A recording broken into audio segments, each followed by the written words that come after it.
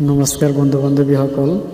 আজি আমাৰ প্ৰথম প্ৰশ্নটো হ'ল যৌগিক অনুবীক্ষণ যন্ত্ৰ কোনে আৱিষ্কাৰ কৰিছিল? ইয়াৰ শুদ্ধ অপশ্যনটো হ'ব খ জাকাৰিয়াছ জনছন। ইষ্ট নামৰ অণুজীৱ, ইয়াৰ শুদ্ধ অপশ্যনটো হ'ব ক উপকাৰী। ইষ্ট নামৰ অণুজীৱৰ দ্বাৰা পাউৰুটি প্ৰস্তুত কৰা হয়। মেলেৰিয়া ৰোগৰ কাৰক হ'ল মাইকি এন'ফিলিছ মহ। পোনপ্ৰথমে সৰল অনুবীক্ষণ যন্ত্ৰ কোনে আৱিষ্কাৰ কৰিছিল? ইয়াৰ শুদ্ধ অপশ্যনটো হ'ব লিউবেন হুকে। প্ৰশ্ন, বীজাণুৰ বাহক হ'ল? ইয়াৰ শুদ্ধ অপশ্যনটো হ'ব গ দুয়োটা। বায়ু আৰু পানী দুয়োটাৰ দ্বাৰা বীজাণু বিয়পে। প্ৰশ্ন, সন্নিপাত জ্বৰ বিয়পে? ইয়াৰ শুদ্ধ অপশ্যনটো হ'ব গ দুয়োটা।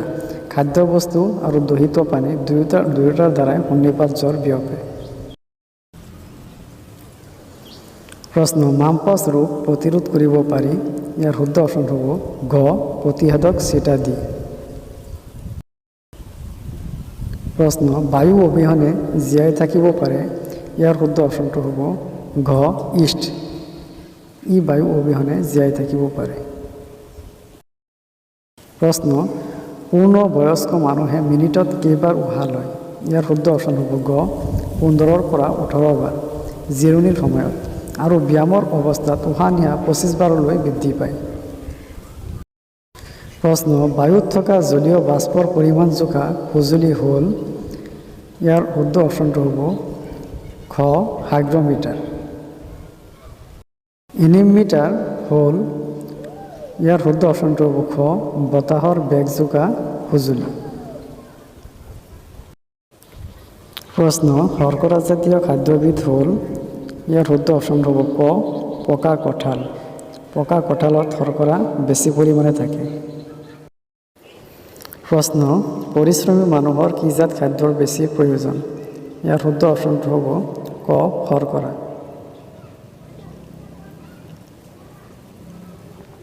প্ৰশ্ন, আহাৰৰ কোনবিধ উপাদানে প্ৰতিষেধকৰ কাম কৰে? ইয়াৰ শুদ্ধ অপশ্যনটো হ'ব গ ভিটামিন। ভিটামিনে আমাৰ শৰীৰত প্ৰতিষেধকৰ কাম কৰে। প্ৰশ্ন, শৰীৰত প্ৰটিনৰ অভাৱ হ'লে? ইয়াৰ শুদ্ধ অপশ্যনটো হ'ব খ মুখমণ্ডল উখহে। প্ৰশ্ন, ভিটামিন ইৰ অভাৱ হ'লে? ইয়াৰ আমাৰ শুদ্ধ অপশ্যন হ'ব গ মাংসপেশীৰ বিকাৰ হয়। প্ৰশ্ন, দাঁতৰ আলু উখহে? ইয়াৰ শুদ্ধ অপশ্যন হ'ব গ ভিটামিন চিৰ অভাৱত। শৰীৰত ৰক্তহীনতা হয়? ইয়াৰ শুদ্ধ অপশ্যনটো হ'ব ঘ লোৰ অভাৱত।